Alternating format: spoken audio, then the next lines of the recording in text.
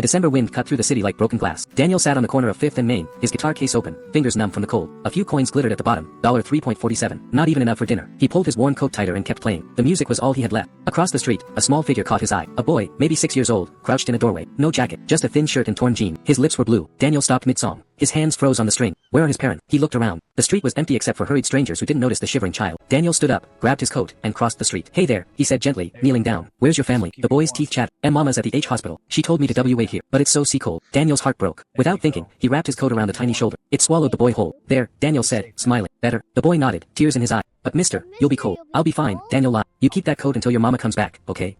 Thank you, the boy whispered. Daniel returned to his corner, his body already shaking from the wind, but when he picked up his guitar, his fingers felt warmer somehow. 3 months later, Daniel was playing the same corner, same song. Winter had passed, but life hadn't improved. He was 2 weeks behind on rent. Eviction felt inevitable. A black car pulled up beside him. The window rolled down. Excuse me, are you Daniel Martinez? A woman asked. Daniel stopped playing. Yes. I'm Rebecca Chen. I've been looking for you for weeks. Daniel frowned, confused. Do I know you? No, but you know my son. She stepped out of the car, and a small boy jumped out behind her. The same boy from that December night. Mr. Daniel, the boy shouted, running to hug. Daniel's eyes widened. I remember you. Are you okay? Is your mom? Rebecca's eyes filled with tears. I'm more than okay, thanks to you. She sat down beside him on the cold concrete. That night you found my son. I was in the emergency room having emergency surgery. I almost died. My ex-husband was supposed to pick up our son, but he never showed up. My boy was out there for hours, freezing. Daniel felt his chest tighten. If you hadn't given him your coat, Rebecca continued, her voice cracking, he would have gotten hypothermia. Maybe worse. You saved his life. I just did what anyone would. No, Rebecca interrupted firmly. Dozens of people walked past him. You were the only one who stopped. And you gave him the only thing keeping you warm. Rebecca smiled. I'm a record producer. I own Horizon Music Group. After I recovered, I spent months trying to find you. I listened to recordings people posted online of street musicians. She pulled out a folder. I want to offer you a recording contract. Studio time, professional production, distribution, everything. You have a gift, Daniel, and you have a heart. That combination is rare. Daniel stared at the papers, his hands shaking. I